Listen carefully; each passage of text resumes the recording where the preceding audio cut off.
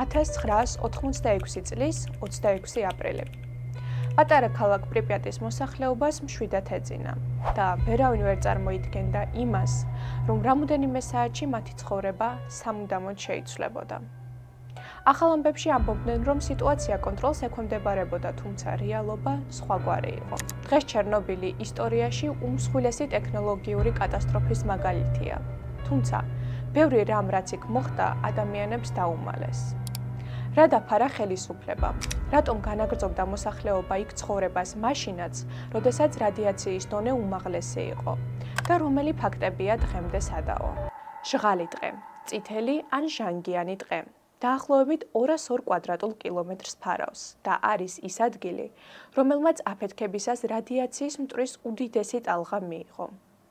რადიაციის დოზა იმდენად მაღალი იყო, რომ ხეების უმეტესობა მაშინვე განადგურდა. 30 წუთში ფიჭვის წიწვებმა ფერი მწვანედან ჟანგისფერ წითელზე შეიცვალა. თითქოს ტყე გადაიწვა. ღამე ხის ფრაგმენტების რადიოაქტიურ ნაწილაკებთან ურთიერთქმედების შედეგად ტყე ანათებდა. დიდი ხნის განმავლობაში ოფიციალური პირები არ აღიარებდნენ, რომ ეს პლანეტის ყველაზე დაბინძურებული ადგილი იყო. მეტიც, ავარიის შემდგომ პირველ დღეებში დასუფთავებისთვის გაგზავნილ მუშებს არანაირი აღჭურვილობა არ ჰქონდათ. მათ არც იცოდნენ საფრთხის რეალური დონის შესახებ, რადგან კატასტროფის მასშტაბების დასაფარად გასაიდუმლოებული იყო რადიაციის დოზა. დეკონტამინაციის სამუშაოების დროს ტყე ბულდოზერით გაჩეხეს და 1.5-დან 2 მეტრამდე სიღრმის თხრილებში დამარხეს. ეს სიღრმე მიწისქვეშა წყლების დონის სიღრმისაა და რა თქმა უნდა ამ პროცესმა გამოიწვია წყლის რადიოაქტიური ნივთიერებებით დაბინძურება. მეცნიერთა დასკვნით, განადგურებული ტყის წყლებში 2-3 წელშივე აღმოაჩინეს რადიონუკლეიდები. შესაბამისად, ამ ტყის განადგურებამ კი არ გადაჭრა გარემოს დაცვითი პრობლემები, არამედ გაამწვავა. ადამიანებს, რომლებიც ტყის გასაჩეხად გაგზავნეს, ლიკვიდატორები უწოდეს. ისინი იყვნენ მუშები, ინჟინრები, მეხანძრეები, ან უბრალოდ ქალაქის 20-30 წლის მაცხოვრებელი კაცები. უმეტესობამ არც კი იცოდა, სად და რისთვის გზავნიდნენ. სამუშაოები ჩატარდა რადიაციის უკიდურესად მაღალი დონის მქონე ტერიტორიაზე და დოზიმეტრები ან არ გაიცემოდა, ან ითიშებოდა, ან შედარებით დაბალ მაჩვენებელს აფიქსირებდა. ლიკვიდატორებს განუვითარდათ მწვავე რადიაციული ავადმყოფობა, კიბო, განსაკუთრებით ფარისებრი ჯირკვლის, სისხლისა და ფილტვების, გულის პრობლემები, უნაყოფობა, მძიმე იმუნური დარღვევები. მათი ნაწილი მალევე გარდაიცვალა, ნაწილი კი ტანჯვით 10 წლის განმავლობაში. ცხადია, ოფიციალური სტატისტიკა დღემდე არ არსებობს, როგორც გასაიდუმლოებულობის გამო, ასევე იმის, რომ ზოგმა ლიკვიდატორმა არც კი მიიღო ოფიციალური სტატუსი. პლუს მაქსიმალურად ცდილობდნენ გარდაცვალების მიზეზი არ მიეწერათ რადიაციისთვის. ხალხს გზავნიდნენ მკვდარი ტყის გასაჩეხად და არ ეუბნებოდნენ იმას, რომ ეს ტყე მათთვის იყო მომაკვდინებელი. წითელი ტყე ჩერნობილში დღესაც ყველაზე რადიოაქტიურ ადგილად ითვლება და ახლა ფენიქსივით თავიდან ცოცხლდება. ყველაზე მნიშვნელოვანი ახლა ამ ტერიტორიაზე ხანძრების თავიდან აცილებაა, რადგან მიწიდან რადიაციის გავრცელების უდიდესი რისკია. წითელი ტყე შედეგია, ლიკვიდატორებიც შედეგია. ყველა კატასტროფას აქვს დასაწყისი და ჩერნობილში ის დაიწყო იმ გადაწყვეტილების მიღებით, რომლის გადაწყვეტის უფლებაც არავის არ ჰქონდა. აფეთქებები და ავარიები ასე უბრალოდ არ ხდება. მათ უკან არის შეცდომები და ამ შემთხვევაში პლუს სისტემა, რომლისთვისაც საშიშროების აღიარება უფრო საშიში იყო, ვიდრე კატასტროფის დაშვება. მიზეზი ძალიან ვრცელი თემა არის, რომელზეც ალბათ მთელი დღე შეგვიძლია საუბარი, ამიტომაც შევეცდები, რომ მოკლედ შევეხო ამ საკითხს. ბევრი კონსტრუქტორი ამბობდა, რომ რეაქტორი RBMK-1000 ავარიული და საშიში იყო. მისი სიმძლავრის გაზრდას შეეძლო სიმძლავრის უკონტროლო ზრდა, წყლის უეცარი გაცხელებისა და ორთქლის წარმოქმნის გამო. სწორედ ორთქლის დიდი რაოდენობით გამოყოფას მიჰყავს ის გაუწყოვნებამდე, რაც იწვევს გადახურებას და აფეთქებას. ასეთი სცენარი განვითარდა 26 აპრილის დილას. ესაა ის ოფიციალური ვერსია, რომელიც გაასაჯაროვა ხელისუფლებამ. თუმცა რეალობა სხვაგვარი იყო. იმ ღამეს მეოთხე რეაქტორზე ტარდებოდა ექსპერიმენტი. აინტერესებდათ, შეძლებდა თუ არა გენერატორის ტურბინა ენერგიის მიწოდებას იმ შემთხვევაში, თუ ელექტროენერგიას გათიშავდნენ. პრობლემა იმაში იყო, რომ მსგავსი ექსპერიმენტი უკვე ჩატარებული ჰქონდათ და იცოდნენ, რომ ამისთვის სხვაგვარი გარემო პირობები იყო საჭირო. მაგრამ გადაწყვიტეს ექსპერიმენტის ნებისმიერ ფასად დასრულება. შეყოვნებებისა და შეფერხებების გამო რეაქტორი დიდხანს მუშაობდა შემცირებული სიმძლავრით, რამაც გამოიწვია ქსენონის დაგროვება. ეს არის ნივთიერება, რომელიც ასე ვთქვათ ახშობს რეაქციას. ამის კომპენსაციისთვის თითქმის ყველა მმართველი ღერო ამოიღეს და გათიშეს დამცავი სისტემებიც. რეაქტორი უკვე უკიდურესად არასტაბილური იყო. რასაც დიდხანს მალავდნენ იყო ის, რომ RBMK რეაქტორს ჰქონდა დეფექტი AS5-ის საავარიო ღილაკზე დაჭერისას. საკონტროლო ღეროების გრაფიტის წვერები კი არ აჩერებდნენ, არამედ თავდაპირველად აძლიერებდნენ რეაქციას. პირველი წამების განმავლობაში რეაქტორის შენელების ნაცვლად მკვეთრად აჩქარდა. როდესაც საგანგებო გაჩერების ღილაკს დააჭირეს, რეაქტორის სიმძლავრე 100-ჯერ მეტად გაიზარდა, ვიდრე უნდა გაზრდილიყო. მოხდა ორთქლის აფეთქება, რომელსაც მოჰყვა დამანგრეველი აფეთქება. რეაქტორის სახურავი, რომელიც 100-ობით ტონას იწონიდა, ჰაერში გავარდა. ის გახსნილი აღმოჩნდა. კომისიამ თავდაპირველად აიღო პასუხისგებლობა ცდაზე, თუმცა შემდგომ თავად ექსპლუატაციის დოკუმენტაციაში იპოვეს შეცდომები. ის არ გრძალავდა მაქსიმალურ სიმძლავრეზე გადასვლას, ან ყველა სატუმბის ჩართვას. თუმცა, როდესაც დაინახეს, რომ ექსპერიმენტი კონტროლიდან გამოვიდა, მისი გაჩერება შეეძლოთ, რაც რატომღაც არ გააკეთეს. ამასთან, რა თქმა უნდა, ცდის დასაწყისში უნდა შეემოწმებინათ ავარიული სისტემები, რაც ასევე არ გააკეთეს. რეაქტორი განადგურდა. რადიოაქტიური საწვავი ღია ცის ქვეშ აღმოჩნდა. აფეთქება არ იყო პროცესის დასასრული, ის იყო უბედურების დასაწყისი, რადგან რეაქტორის სახურავი ასე ვერ დარჩებოდა. სავალდებულო იყო მისი სასწრაფოდ და დაუყოვნებლივ გასუფთავება. და რა თქმა უნდა, ამ სამსახურზე ადამიანები გაგზავნეს, რომლებსაც მომავალში სახურავის კატები უწოდეს. სახურავის კატები იყვნენ ლიკვიდატორები, ჯარისკაცები, რომლებიც ჩერნობილის ატომური ელექტროსადგურის მესამე და მეოთხე ბლოკის სახურავზე იგზავნებოდნენ, რათა რადიოაქტიური გრაფიტის ნატეხები უკან რეაქტორში დაებრუნებინათ. რობოტები და ტექნიკა ამ საქმეს ვერ აკეთებდა, რადგან ისინი წამში გამოდიოდნენ წყობრიდან. ამიტომაც მიიღეს გადაწყვეტილება მანქანების მაგივრად ეს საქმე ადამიანებისთვის დაევალებინათ. ამ დროს სახურავზე რადიაციის დონე დასაშვებ ზღვარზე იმდენად მაღალი იყო, რომ ზოგ ადგილს სიკვდილის ადგილს ეძახდნენ. ადამიანს იქ 30-40 წამის მაქსიმუმ 1 წუთის განმავლობაში შეეძლო გაჩერება და ეს დროც საკმარისი იყო იმისთვის, რომ მათ სასიკვდილო დონის რადიაცია მიეღოთ. სახურავის კატები არბოდნენ სახურავზე, იღებდნენ ნიჩაბს და რადიოაქტიურ გრაფიტს უკან რეაქტორში ყრიდნენ, იმ წამსვე დაბლა ბრუნდებოდნენ. მათ არ იცოდნენ რეალურად რასთან ჰქონდათ საქმე და ეს სამუშაო მომავალში მათ ჯანმრთელობაზე როგორ აისახებოდა. რაც არ უნდა გასაკვირი იყოს, მაშინ საბჭოთა კავშირს არანაირი აღჭურვილობა არ ჰქონდა რადიაციისგან დაბინძურებულ ადგილებში სამუშაოდ. ტანსაცმელს ადგილზე იგონებდნენ. იცვამდნენ ტყავის ტანსაცმელს, სახეს იფარავდნენ რესპირატორით და სათვალით. მომავალში ლიკვიდატორები ამბობდნენ, რომ ეს უფრო ფსიქოლოგიურ დაცვას წარმოადგენდა, ვიდრე რეალურად იცავდა ორგანიზმს. უმრავლესობამ არ იცოდა რაზე და სად გზავნიდნენ. ეუბნებოდნენ, რომ მოკლევადიანი გაწეული სამსახურისთვის მათ პრემიას მისცემდნენ. უფრო რომ დავკონკრეტდე, სახურავზე რადიაცია 7,000, 15,000 რენტგენის საათში იყო, ზოგან 20,000. უკეთ რომ მიხვდეთ, 400-600 რენტგენის საათში უკვე რადიაციულ ავადმყოფობას უდრის, 700 კი ლეტალურ დოზას. შესაბამისად, იქ ლეტალური დოზის მიღება რამდენიმე წამში იყო შესაძლებელი. ერთი რადიაციული ზემოქმედების დროს ადამიანს შეუძლია მიიღოს 100-200 მილიზივედრი, ზოგჯერ მეტი. შედარებისთვის ატომური ელექტროსადგურის მუშაკთათვის დასაშვები წლიური დოზა 20 იყო, ჩვეულებრივი ადამიანისთვის 1. და ახლა წარმოიდგინეთ, რომ ერთი გასვლით სახურავზე ადამიანი იღებდა 5-10 წლის დასაშვებ დოზას. სახურავზე 3,000, 3,500 ადამიანი მუშაობდა. ყოველი გადიოდა ერთხელ ან მაქსიმუმ 2-ჯერ. გასაიდუმლოებული იყო, რამდენი ადამიანი დაავადდა და გარდაიცვალა. ბევრ მათგანს ლიკვიდატორის სტატუსიც კი არ მიანიჭეს. ოფიციალურად ამ საქმეს მოკლევადიანი სამუშაო უწოდეს, თუმცა მოკლევადად მხოლოდ სიცოცხლე დაუჯდათ. ეს ადამიანები არ აქრობდნენ ხანძარს, ისინი ანაცვლებდნენ ტექნიკას და მუშაობდნენ ისეთ პერიმეტრზე, სადაც რობოტების მუშაობაც კი იგრძელებოდა. და კი, მათ ყავდათ რობოტები, თუმცა მათი ნაწილი აფეთქებას შეეწირა, ნაწილი კი ამ პერიმეტრზე უბრალოდ მწყობრიდან გამოდიოდა.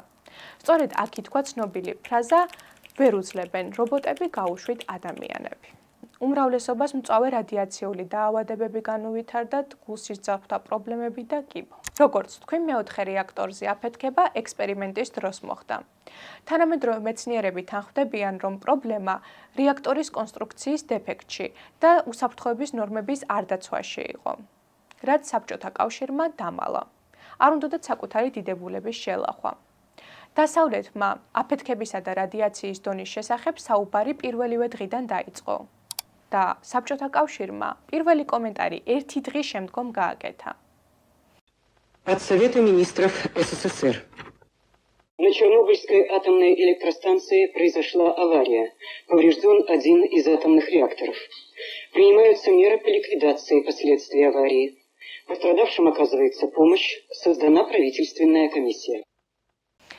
არ ვიცით ჩვენ მათ არ უნდათ ხალხში პანიკის დათესვა თუ უბრალოდ შეცდომის აღიარება, მაგრამ შედეგი ერთია.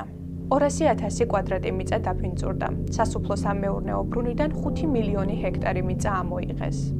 ატომური ელექტროსადგურის გარშემო შეიქმნა 30 კილომეტრიანი განადგურების ზონა. განადგურდა და დაიმარხა ასობით პატარა დასახლებული პუნქტი.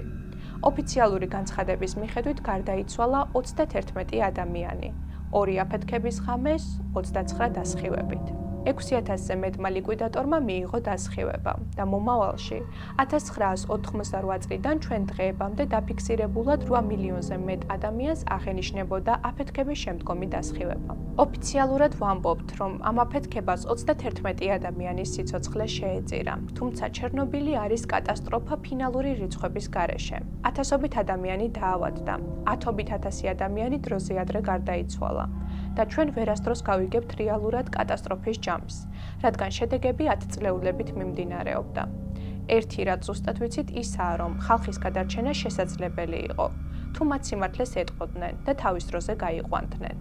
ადგილობრივებმა არ იცოდნენ რა კატასტროფა ხდებოდა, რადგან ევაკუაცია გამოცხადდა მხოლოდ 27 აპრილს 2 საათზე, მაშინ როდესაც აფეთქება მოხდა 26 აპრილს ღამის 2:23 წუთზე.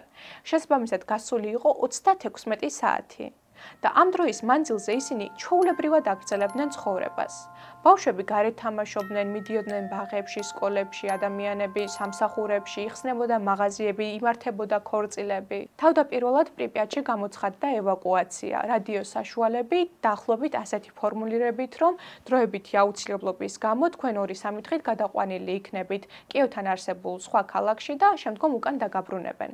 მათ ეუბნებოდნენ, რომ თან წაიღოთ მხოლოდ აუცილებელი ნივთები, საბუთები, პასპორტი და საჭმელი. ხალხი დარწმუნებული იყო იმაში, რომ 2-3 დღით მიდიოდნენ მართლა და თან მიჰქონდათ გამოსასვლელი კაბები, გიტარა, ბავშვებს სათამაშოები. იმათმა არ იცოდნენ, რომ უკან საკუთარ სახლებში, საკუთარ ოთახებში, საკუთარ ნივთებთან ვეღარასდროს ვეღარ დაბრუნდებოდნენ. თავდაპირველად პრიპიატიდან გაიყვანეს მოსახლეობა. განაცხადეს, რომ ტრანსპორტი ყველა საცხოვრებელთან მიაკითხავდა. მაგრამ ადგილობრივი ტრანსპორტი დაბინძურებული აღმოჩნდა, რის გამოც ავტობუსების ლოდინი უწევდათ ახლომდებარე ქალაქებიდან. 5 საათისთვის ქალაქი სრულად დაცარიელდა. გაიყვანეს 59,000 ადამიანი. დაიწყო გვერდითა სოფლების ევაკუაციაც. აკრძალული იყო შინაური ცხოველების წაყვანა, რადგან მათი ბეწვი რადიაციის გადამტანი იყო. 5 მაისს ევაკუაცია დასრულდა და ჯამში ტერიტორიებიდან 300,000 ადამიანი გაიყვანეს. რატომ დაგვიანდა ევაკუაცია? აქაც შეგვიძლია ვთქვათ, რომ არ უნდათ ხალხში პანიკის დათესვა, ან კატასტროფის მასშტაბის აღიარება. თუმცა საგულისხმო ფაქტი ის არის, რომ ევაკუაციის შესახებ ბრძანება მოსკოვიდან უნდა მიიღოთ, რაც ცხადია დროში ძალიან გაიწელებოდა. საბოლოოდ ევაკუაცია კი ორგანიზდა, მაგრამ უკვე ძალიან გვიანი იყო, რადგან ხალხის უმეტესობა და მათ შორის ბავშვები მოწამლულები იყვნენ. ხალხი გაიყვანეს. ქალაქი დაცარიელდა. თუმცა ელექტროსადგურზე რაღაც განაგრძობდა ცხოვრებას. განადგურებული რეაქტორის სარდაფში ჩამოყალიბდა ის, რაც დღემდე სამყაროში ყველაზე სახიფათო ობიექტად ითვლება. მას სპილოს ფეხი უწოდეს. ეს არის კორიუმი, გამდინარე ბირთვული საწვავის, ბეტონის, ქვიშის, ლითონისა და გრაფიტის ნარევი. აფეთქების შემდეგ ამ მასამ დაწვა დამცავი ბარიერი და ჩამოიღვენთა ქვემოთ, სანამ არ გაიყინა სარდაფში. ვარაუდობენ, რომ კატასტროფის დროს ტემპერატურა მიაღწია 2600 ცელსიუს გრადუსამდე. ფორმით ის წააგავს სპილოს ფეხს, რის გამოც ეწოდა სახელიც. აფეთქებიდან რამდენიმე წელშიც კი თუ ადამიანი ამ მასასთან 300 წამზე მეც გაატარებდა, ის სასიკვდილო დოზის რადიაციას მიიღებდა. მალევე თავს ცუდად იგრძნობდა და გარდაიცვლებოდა. პირველად იქ ჩავიდა სალიკვიდაციო ჯგუფი, რომლებიც სრულ სიბნელეში წამზომის მეშვეობით მუშაობდნენ, გადაიღეს 1-2 ფოტო და იმ წამსვე მაღლა ამოვიდნენ. ესეც საკმარისი იყო იმისთვის, რომ მისიის წევრები რამდენიმე დღეში გარდაცვლილიყვნენ. რადიაცია არ იყო მთავარი პრობლემა. არავინ იცოდა ეს მასა ჩავიდოდა თუ არა უფრო ქვემოთ, მიაღწევდა თუ არა წყალთან, გამოიწვევდა თუ არა ხელახალ აფეთქებას. კაცობრიობა კიდევ ერთი კატასტროფის წინაშე დადგა. დროთა განმავლობაში რადიაციის დონემ კი იკლო, თუმცა დღემდე აკრძალულია მისი შეხება და შესწავლაც კი მხოლოდ დისტანციურადაა დაშვებული, რადგან იგი მომაკვდინებელია. ის არ არის ფილმის მონსტრი, ის სამუდამოდ გაყინული, ადამიანის გადაწყვეტილების შედეგია. ჩერნობილის სახიფათოა მხოლოდ იმით კი არა, რაც აფეთქდა, არამედ იმით, რაც მის შიგნით დარჩა. იყვნენ ადამიანები, რომლებიც გაიყვანეს და გადაარჩინეს. იყვნენ ადამიანები, რომლებიც მომავალში დაავადდნენ. მაგრამ იყო კაცი, რომელიც სამუდამოდ ჩერნობილში დარჩა. მისი სხეული დღემდე სადგურზეა. ის იყო ვალერი ხოდემჩუკი. მთავარი ცირკულაციის ტუმბოს უფროსი ოპერატორი. მუშაობდა ელექტროსადგურის მეოთხე ბლოკში. საკმაოდ გამოცდილ სპეციალისტად ითვლებოდა. სამწუხაროდ აფეთქების დროს ის სამუშაო ადგილზე იმყოფებოდა. ვალერი იყო ერთ-ერთი მათგანი, რომელმაც თავისი მოვალეობა ბოლო წამამდე შეასრულა. დილის 2:23 წუთზე რეაქტორის აფეთქების მომენტში მოხდა ენერგიის მყისიერი გამოყოფა. ამ დროს ტურბინის დარბაზის კედლები და ჭერი დაინგრა. მძიმე კონსტრუქციები და ბეტონი შიგნით ჩაიყარა. ხოდემჩუკი ამ დროს ტუმბოს ზონაში იმყოფებოდა, გრევის ეპიცენტრში. ის მომენტალურად გარდაიცვალა. ცხედარი ვერ ამოიყვანეს, რადგან ნებისმიერი სამაშველო ოპერაცია მაშველების სიკვდილს უდრიდა. ფაქტობრივად ვალერი რეაქტორშია დამარხული, საფლავის, წესების, დამშვიდობების გარეშე. ის იქ სამუდამოდ დარჩა. იყვნენ ისეთები, რომლებიც დაბრუნდნენ, თუმცა დროებით, რადგან ჩერნობილი ყველას მყისიერად არ კლავდა. მოდით ვისაუბროთ ვლადიმერ შევჩენკოზე, ადამიანზე, რომელმაც ეპიცენტრიდან კაცობრიობას ფოტომასალა დაგვიტოვა. ის იყო საბჭოთა კავშირის კინოოპერატორი და რეჟისორ დოკუმენტალისტი. ერთ-ერთი პირველი, ვინც მუშაობა დაიწყო აფეთქების ტერიტორიაზე. იღებდა ავარიის ლიკვიდაციას ყველაზე სახიფათო დღეებში. ზოგი მასალა გადაუნათდა რადიაციისგან, ზოგი დაუზიანდა, თუმცა მაინც გადაიღო დოკუმენტური ფილმი რთული კვირის ქრონიკა. ვლადიმერი დაბრუნდა ზონიდან, თავიდან თავს კარგად გრძნობდა, თუმცა შემდეგ მძიმედ დაავადდა. 1 წელზე ნაკლებში კი რადიაციის მაღალი დონის გამო გარდაიცვალა. მან არც ხანძარი ჩააქრო, არც გრაფიტი გადმოყარა სახურავიდან. მან მსოფლიოს აჩვენა მწარე, შეულამაზებელი სიმართლე, რომელსაც ასეთი მონდომებით ფარავდნენ, თუმცა ამის სანაცვლოდ გადაიხადა სიცოცხლით. იყვნენ ისინი, ვინც იღებდნენ კატასტროფას და ისინი, ვინც ებრძოდნენ მას. აფეთქების ადგილას პირველი მივიდნენ მეხანძრეები გამოძახებაზე სახურავზე რაღაც იწვის, თუმცა მათ არ იცოდნენ, რომ ის, რაც იწვის, უბრალოდ ცეცხლი არ იყო. არავის უხსენებია სიტყვა რადიაცია და ის, რომ რეაქტორი აღარ არსებობდა. დახვდათ გრაფიტის ფრაგმენტები, გახსნილი რეაქტორი, მოლურჯო ელვა. ნივთები, რომელსაც შიშველი ხელით ეხებოდნენ, არ იცოდნენ, რომ რადიოაქტიური და მათთვის მომაკვდინებელი იყო. ყველა მეხანძრე 30 წლამდე ბიჭი იყო. ისინი გადაიყვანეს მოსკოვში მე-6 კლინიკაში მწვავე რადიაციით. ყველა ერთი კვირის განმავლობაში გარდაიცვალა. წამებით და ტანჯვით, რადგან ორგანიზმი შინაგანად ენგრეოდათ. თუმცა იმ დროს არავინ არ გაახმოვანა რა მოუვიდათ, რატომ მოუვიდათ. ოჯახის წევრებსაც არ ეუბნებოდნენ იმას, რომ მათთან კონტაქტიც კი არ შეიძლებოდა. გარდაცვალების შემდეგ მათი გვამები მოათავსეს ჰერმეტულ პარკებში, შემდეგ ხის კუბოებში, შეახვიეს პოლიეთინელის მრავალ ფენაში, დაადუღეს ცინკის კუბოში და საბოლოოდ ჩააბეტონეს მიწის სიღრმეში. ამ ადამიანებმა ვერ გადაარჩინეს სიტუაცია, თუმცა გადაარჩინეს სამყარო უარესი აფეთქებისგან. მაგრამ იმ ფაქტის გააზრება, რომ ისინი მსხვერპლის დასაწყისი იყვნენ, შემზარავია. არა და თითქოს ყველაზე საშინელი პერიოდი უკვე უკან იყო. ხანძრები ჩააქრეს, რეაქტორს ხურავდნენ. მაგრამ ჩერნობილი მაინც აგრძელებდა ხალხის შეწირვას. 2 ოქტომბერს, ანუ აფეთქებიდან რამდენიმე თვეში სალიკვიდაციო პროცესი კვლავ გრძელდებოდა. ჩართული იყო ტექნიკაც. შვეულფრენი მირვა მონაწილეობას იღებდა სამუშაოების მონიტორინგში, კოორდინაციაში, დაზვერვაში და რეაქტორზე წებოს დასხმაში. რაც ასეთი სახით ხდებოდა, რომ ვერტფრენზე კიდებდნენ ჭურჭელს, რომელშიც ასხავდნენ ხსნარს, ვერტფრენი მიფრინავდა და ასხავდა ამას სახურავზე, მისი გაციების შემდგომ ჭრიდნენ და ანადგურებდნენ. ეს პროცესი საჭირო იყო იმისთვის, რომ რადიოაქტიური მტვერი გაენეიტრალებინათ. ერთ-ერთი მორიგი ფრენისას, მაშინ როდესაც სამუშაო დღე სრულდებოდა 5 საათისთვის, როდესაც მზე ჩასვლას იწყებდა, ვერტფრენი აფრინდა. მზემ პილოტს თვალებში მიანათა და ის გამოედო სამშენებლო ამწეს კაბელს, რომელიც ფაქტობრივად ჰაერიდან უხილავი იყო. სხვა დროს მასზე მყარი ნივთი ეკიდა. ვერტფრენმა კონტროლი მაშინვე დაკარგა და ჩამოვარდა. ადგილზე გარდაიცვალა ეკიპაჟის 4-ვე წევრი და ინჟინერი. კატასტროფა შემთხვევით მოხდა ობიექტივში, რომელსაც დიდხანს მალავდნენ და არ იყო საჯაროდ ხელმისაწვდომი. ეს ვიდეო მომავალში ჩერნობილის ერთ-ერთ ყველაზე საზარელ კადრად იქცა. ვისაუბრეთ მსხვერპლზე, მათზე, ვინც ადგილზე გარდაიცვალა და ვინც წლები იტანჯა. თუმცა მაშინვე გამოჩნდა ადამიანი, რომელიც ყველაფერში დაადანაშაულეს. ანატოლი დიატილოვი. ის იყო ჩერნობილის ატომური ელექტროსადგურის მთავარი ინჟინერის მოადგილე, ავარიის ღამეს ექსპერიმენტის ხელმძღვანელი, გამოცდილი ბირთვული ენერგიის სპეციალისტი, რომელიც სისტემაში ათწლეულების განმავლობაში მუშაობდა. ის არ იყო შემთხვევითი გამოუცდელი ადამიანი, მან ყველაფერი ძალიან კარგად იცოდა. დიდი ხნის განმავლობაში მისი გასამართლების ვერსია ასე ჟღერდა. ავარია მოხდა ქარხნის პერსონალის მიერ უხეში დარღვევების გამო.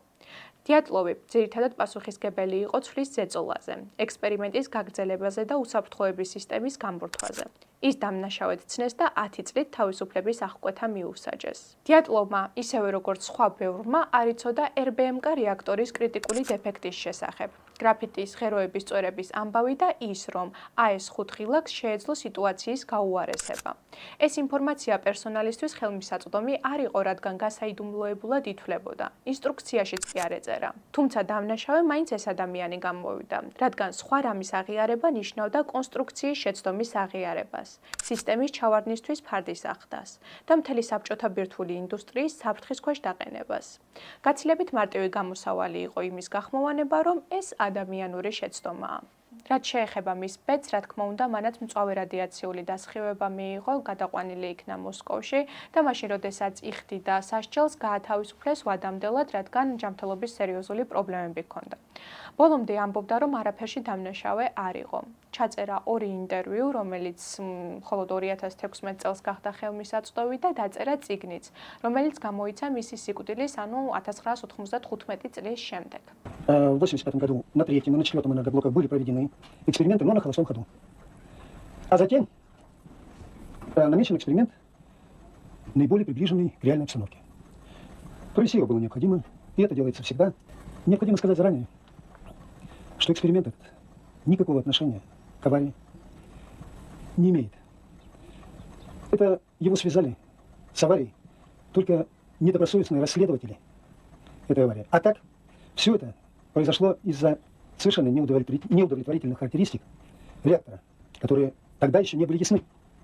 И сама авария, вот такой, ее даже нельзя назвать аварией, это катастрофа, которая не мыслилась. Она могла произойти при проведении любой другой работы. Никоим образом не связана с проведением эксперимента. Она произошла при проведении эксперимента, но не из-за проведения этого эксперимента. Следствием были собраны документы, до этого мне неизвестные. И по этим документам я понял, что, оказывается, проектантам уже давно были известны эти отрицательные свойства реактора, которые привели фактически к аварии в 1986 году. Они были известны практически за 10 лет. გარდა ამ ტრაგედიისა, ამ ადამიანზე კიდევ ერთი მძიმე საქმე არსებობს. ბევრმა არ იცის, რომ ჩერნობილის აფეთქებამდე დიატლოვს უკვე ჰქონდა კონტაქტი რადიაციასთან. ის მუშაობდა 23 ლაბორატორიაში დახურულ სამეცნიერო განყოფილებაში, რომელიც შეისწავლიდა რადიაციულ ზემოქმედების ეფექტს. მუშაობისას მან მიიღო სერიოზული დასხივება, თუმცა მხოლოდ მან არა, მისმა შვილმაც, რადგან ამ დროს არ არსებობდა კარგი თავდაცვის საშუალებები და რადიაცია უმარტივესად გահქონდათ სამუშაო ადგილიდან. ბიჭი დაავადდა ლეიკემიით და მალევე 9 წლის ასაკში გარდაიცვალა. ამ გამოცდილებამ ის აქცია უკომპრომისო სპეციალისტად ადამიანად, რომელსაც ჯეროდა ინსტრუქციის ციფრებისა და შედეგის შიშზე მეტად. მას ჯეროდა, რომ სისტემა მეორედ არ შეცდებოდა. მაგრამ 1986 წლის 26 აპრილს სისტემა მეორედ შეცდა. და ამჯერად შეცდომის გადასახადი ფასი შეუდარებლად დიდი აღმოჩნდა. და ბოლოს ვისაუბროთ კიდევ ერთ ადგილზე, რომელზეც იშვიათად საუბრობენ. იმიტომ კი არა, რომ ეს ადგილი გასაიდუმლოებულია, არამედ იმიტომ, რომ იქ ჩახედვაც კი არავის არ უნდა. ჩერნობილის აესის ერთ-ერთ სარდაფში ყრიდნენ ყველაზე რადიოაქტიურ ნივთებს. მეხანძრეების ტანსაცმელს, რომლებიც მალევე გარდაიცვალნენ, ლიკვიდატორების ფეხსაცმელს, რადიაციით გაჟღენთილ ნატეხებს. რადიაციის დონე ამ სარდაფში იმდენად მაღალი იყო, რომ იქ ადამიანს მხოლოდ რამოდენიმე წამი შეეძლო გაჩერება. თუმცა, რა თქმა უნდა, ამის შესახებ ინფორმაციას ისინი არ ფლობდნენ და ყველანაირი თავდაცვის გარეშე ჩადიოდნენ იქ. სარდაფი არ კლავდა ადგილზე. ის მთელი ცხოვრებით აავადებდა და ნელ-ნელა ტანჯვით უღებდა ბოლოს ადამიანებს, რომლებიც მხოლოდ აფეთქების დღეებში კი არა, თვეების შემდეგაც ჩადიოდნენ, ალაგებდნენ იქაურობას, ჩაჰქონდათ ახალი ნივთები და ამოჰქონდათ ტომრები. აქ დღემდე ინახება კატასტროფის მხილველი ტანსაცმელი, რომელიც რადიაციისგან ანათებს. შესასვლელი ჩარაზული და ქვიშით მიყრილია, რაც მაინც არ უშლის ტურისტებს ხელს. თუმცა, იქ შესვლა თავდაცვის გარეშე დღესაც ჯანმრთელობის სერიოზულ პრობლემად დაგიჯდებათ. ჩერნობილს ხშირად ეძახიან კატასტროფას, მაგრამ კატასტროფას აქვს დასასრული. ჩერნობილს არ ჰქონდა. ის დაიწყო 1986 წლის 26 აპრილს და დღემდე გრძელდება. სხეულებში, ოჯახებში, ჩახშობილ არქივებში, იქ სადაც ადამიანები რიცხვებად აქციეს, იქ სადაც უფრო მარტივი სიმართლის დაფარვა იყო და არა შეცდომის აღიარება. ჩერნობილი აფეთქებაზე არაა, ის გადაწყვეტილებაზეა და იმაზე, თუ რა ხდება მაშინ, როდესაც სისტემა ადამიანებზე მნიშვნელოვანია. თუ დღემდე ვახსენებთ ჩერნობილს, ესე იგი რაღაც დასკვნები გამოვიტანეთ. დასკვნების გამოტანა კი ერთადერთი სწორი რაღაცაა, რაც ჩერნობილისთვის შეგვიძლია გავაკეთოთ და იმ ადამიანების გახსენება, რომლებიც შევიდნენ იმ ადგილებში, საიდანაც დაბრუნება შეუძლებელი იყო. იმედი მაქვს მოგეწონათ დღევანდელი ვიდეო. გამიხარდება თუ დაალაიქებთ, გამომიწერთ და დამიწერთ კომენტარს. დროებით.